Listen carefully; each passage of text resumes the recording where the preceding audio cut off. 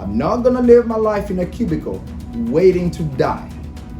I'm gonna live my life until I die. That's the essence of Club Charles. So that's why I did not shut down. And I'm never gonna shut down.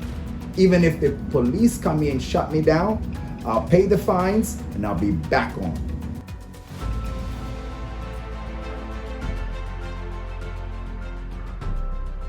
This Saturday, we bring you the story of a Kenyan banker based in the US who turns his house into a club. Happy Father's Day, because I'll be a father next year.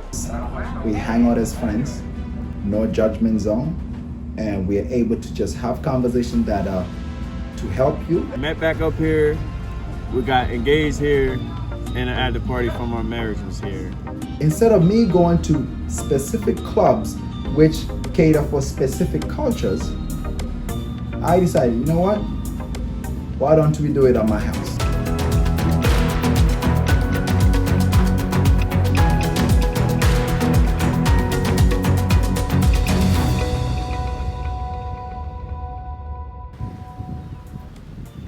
Would you offer your house to strangers to meet and party 3 days a week, every month, and all year round? And we are not talking about Airbnb here. I mean, you literally turn your house into a club where you cook and feed strangers for free every single week of the year.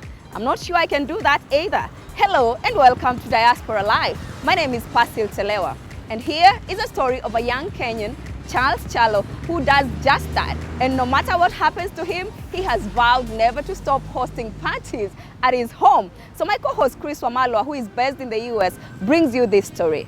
This house is owned by a Kenyan called Charles Kyalo. Charles Kyalo has kept his house open even during COVID-19. And one of the reasons why we're doing this is because we wanted to understand why. My name is Club Charles. I live two lifestyles. I have my professional life whereby I work in banking and technology.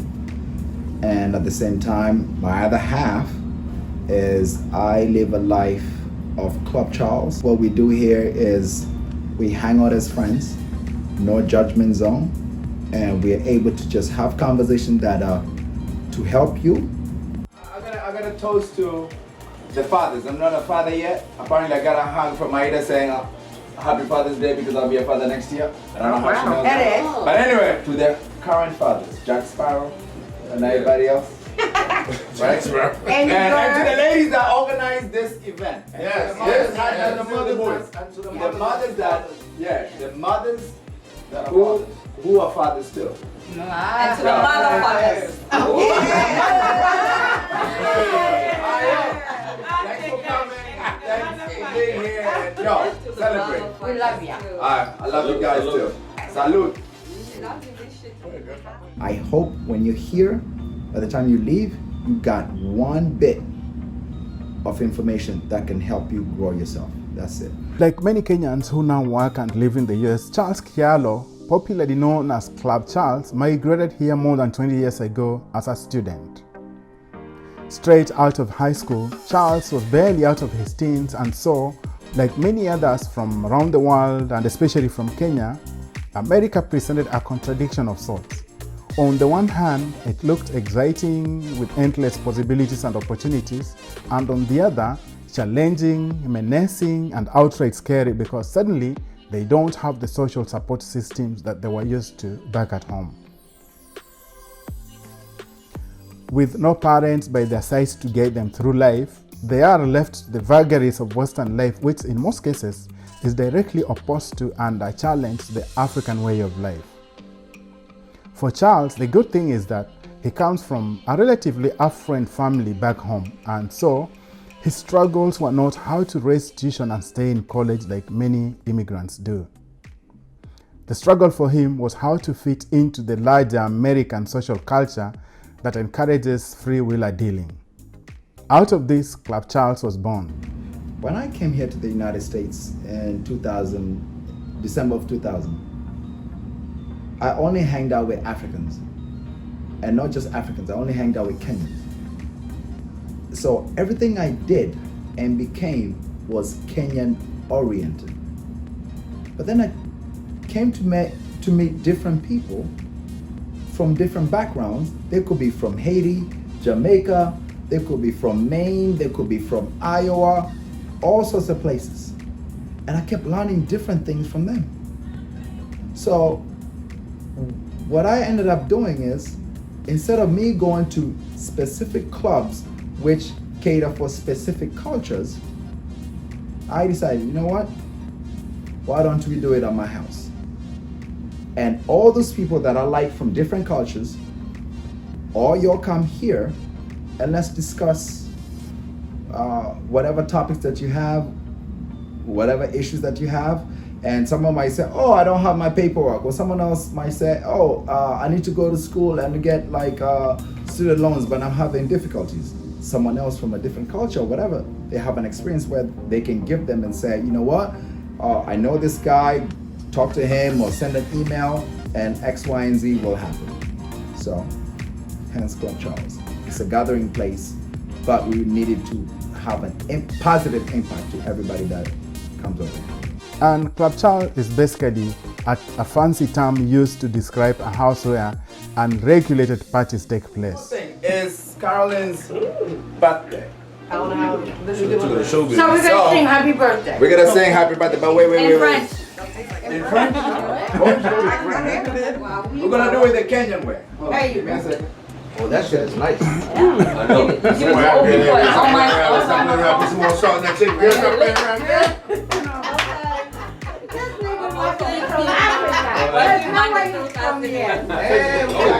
I don't even know why. Put some more salt in there, girl. Don't play around, girl. Be scared. Get some shit in there. Should I put more salt? Yep, just a little thing, little stink. Alright. How old are you, Tony? I'm not gonna ask. We'll just say 21. Alright, hold on, no, be serious though. 48 is gorgeous. Alright, come on. Carolyn, you've been a friend for such a long time, so thank you for spending this day with us. Gracias. And to you, I don't know how to sing the happy birthday song. Can you lead this? Happy birthday to you.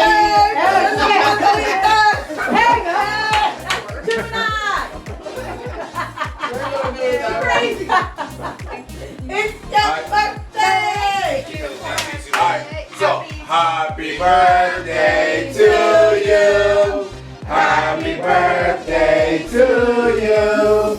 Happy birthday, dear Charles. Happy birthday to you. Thank you. What are the requirements of being a Club Charles? Bring your own beer so that I don't have to cater for you and do like anything extra for you, because it costs a lot to run this club. And one of the things that people don't actually think about is it's not just a club to drink. It's a club where like we eat and all that stuff. So the food and everything, that's all on me every single weekend. And the weekend is just not one day. It's Friday, Saturday, Sunday. So if you bring your own beer, I can afford the food. It's okay. But I cannot afford the food and the beer every week. So that's why I say, number one rule, BYOB. Number two rule, you can never fight. Just because you have a difference with someone, you can never fight in this club, because this place is only for friends. You cannot fight. That's very, very important. Number three, you cannot just be quiet. You need to share your ideas, your experiences with other people that you meet in the house, because there's something that they can help you with, and then there's something that is valuable about you that you can help them with. So don't be shy. I've seen it happen, and people judge you with what liquor you bring in. Like some people try to act bougie and, okay, I brought this bottle, and then I've seen people like come in, and then somebody like, oh, no, that's don't, you brought this drink, so don't drink this other drink. That's cheap alcohol you brought, so don't drink the expensive stuff. And it's like, no, it's a party. You bring everything. If I brought chicken at a party, so I can't eat the beef, you know, so that's the same thing. If I brought some this alcohol and it's not expensive, so I can't have a taste of that if I've never had. That's what I'm saying. Those are stuff that we can talk about. It's stuff that we see and watch, and we see people do. And people like, fight about and argue and negative energy bring around. People come to parties with their own to-go boxes. How? And they take all the fucking food. all of it. Yeah, we like, Who okay. comes with their own to-go boxes? Your friends, they did last weekend. They went back to go boxes out of their car and packed up everything. Yes. Well, I mean, everybody coming to Wait. you guess. No, my. You guess. Now you Whose people friends say were you they? guess. You guess. They came right after. I didn't even eat the fish. The They same went day to you eat their the car, salmon. Charles, and got You to eat go the boxes and packed everything up. Even in the We're not gonna say names. We're not gonna say names. They ain't here this Sunday. They don't come every Sunday. They just come. This is stuff that happens at parties, and you're like, what the F? Research has shown that most immigrants lose their unique socio-psychological context when their experiences are subsumed under what is called multiculturalism. The stress from navigating different cultural contexts becomes a problem when immigrants operate within mainstream cultural norms that are in conflict with their traditional values. Many Kenyan immigrants to the US, like these ones here, fall into that category. Upon arrival in the US, most encounter little or no support. They experience separation from their families, trouble forming relations, limited access to essential facilities, and lack of culturally appropriate linguistic services. Other issues compounding their dilemma are inadequate information or misinformation, changes in immigration status, which can affect some immigrants' access to health and educational benefits. In many ways, this is what Charles says these gatherings are all about. You can have a job, but it's not a job that you feel like you're qualified, or rather you feel like you have more qualifications that you don't need to be doing that job. I'll give an example. When you go to New York, you'll find taxi drivers who have master's degrees. They did not go to school and spend all that money just to be an Uber driver and be a taxi driver. No, they want the opportunity to do what they went to school for. Wait a minute. No, I got a toast to the fathers. I'm not a father yet. Apparently, I got a hug from Maida saying Happy Father's Day because I'll be a father next year. I don't know how she knows that. But anyway, to the current fathers, Jack Sparrow and everybody else. Right? And to the ladies that organized this event. Yes, And the mothers who are fathers too. And to the motherfuckers. Thanks for coming. Thanks for being here. And yo, celebrate. We love you. I love you guys too. Salute.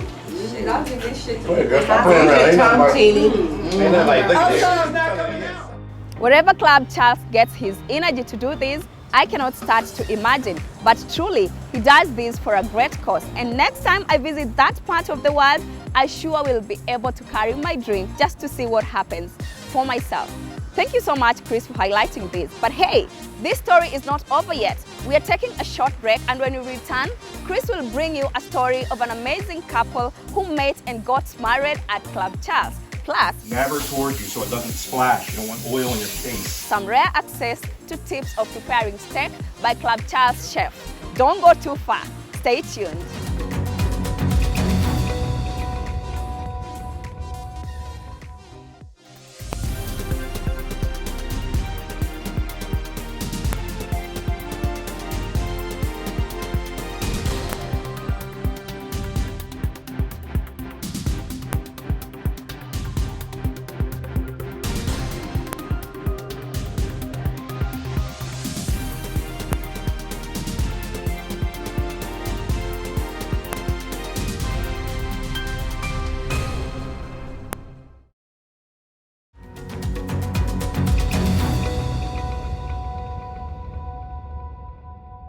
Welcome back.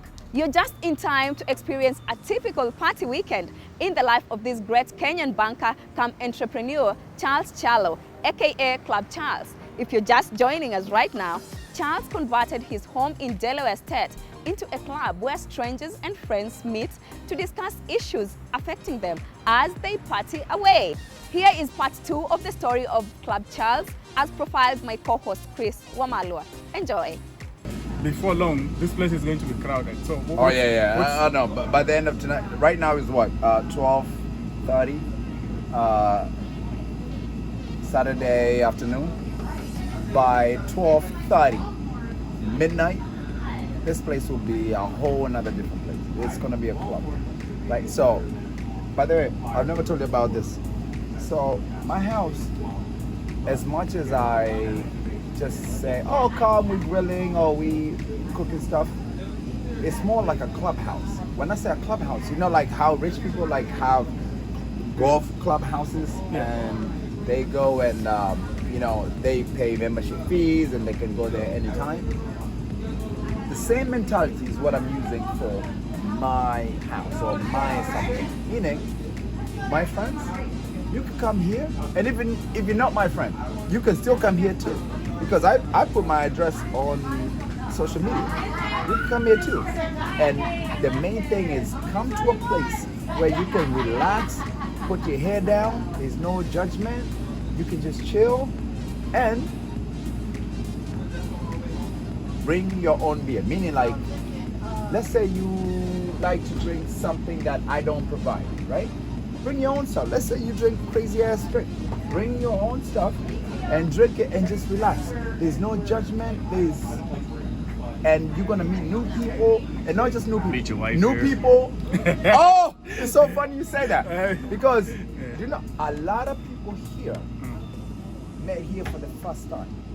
And I've gone to their weddings. When the world shut down beginning March last year because of the COVID-19 pandemic, Charles kept the doors to his house open to strangers. And he did this in the glare of social media. He would post images of people making merry in his house, and many people in the community were very uncomfortable with that. I had COVID. But I had COVID before even COVID was a thing in the United States. I went to Puerto Rico. I love Puerto Rico, by the way. I went to Puerto Rico in January on my birthday. I went to Puerto Rico in January of 2020. When I came back, that was around like January 18th that week. When I came back, I was sick like a dog. I could not breathe well. I was sweating. I was having headaches. When I tell you, my bed was so wet that if you slapped it, like water would splash out. That's how sick I was. But I didn't know what it was. But in Puerto Rico, I went for a party that had more than 2 million people on the street. The world shut down from March to the end of the year, 2020. Yeah. But the Club Charles didn't shut down. No. What was the rationale?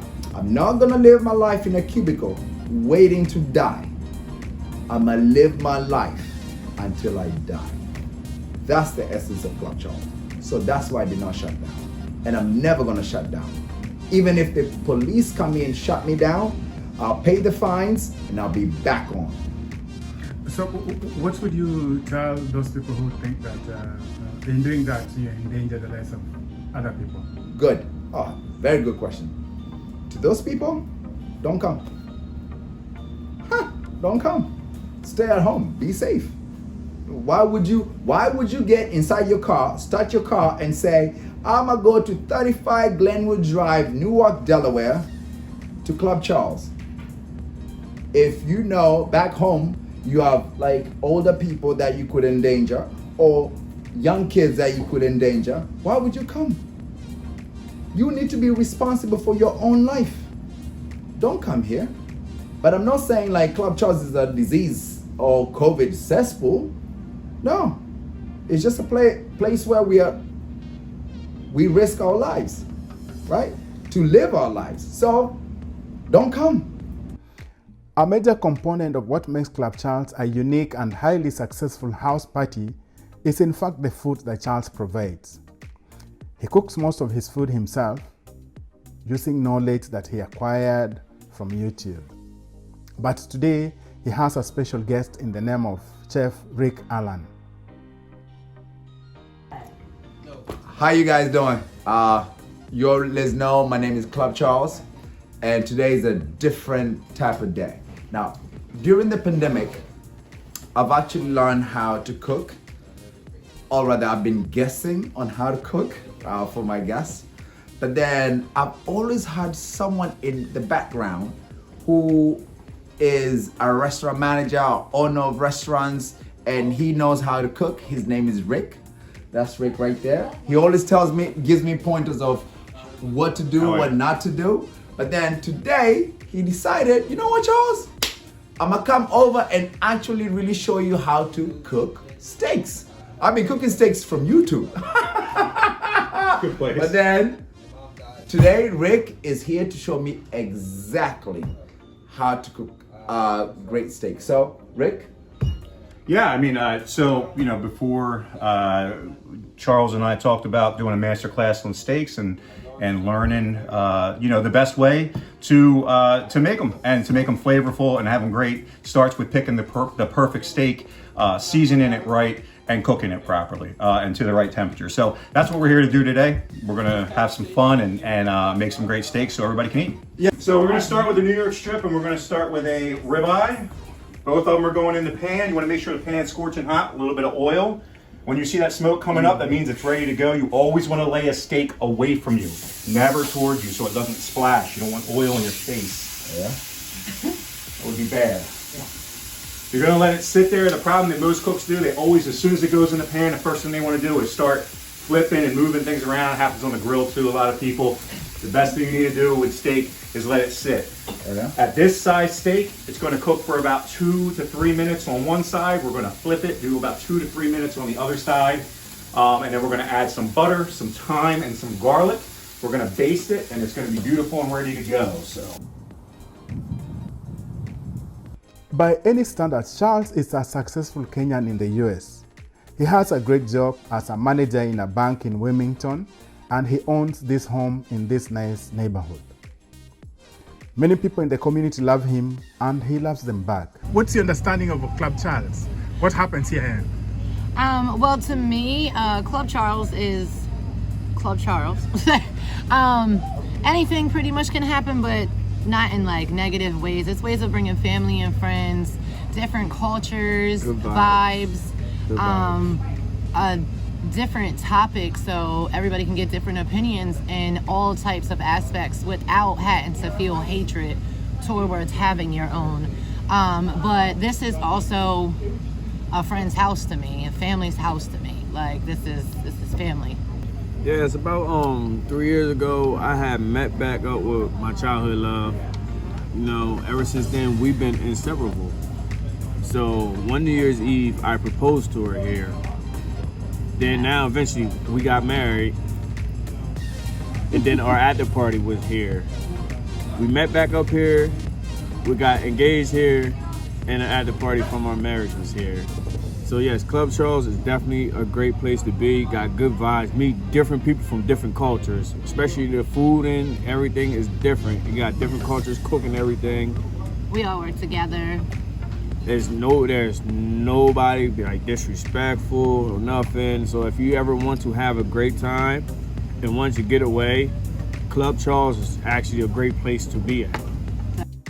In creating and sustaining Club Charles, even during the pandemic, Charles is doing what he loves.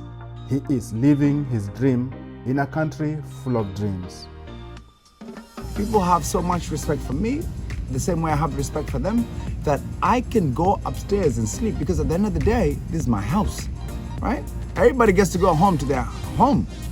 Me, I'm still at 35 Glenwood Drive.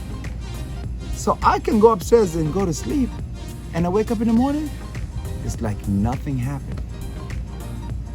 People have enough respect to love the club enough that they clean it up because they want to be there the next time.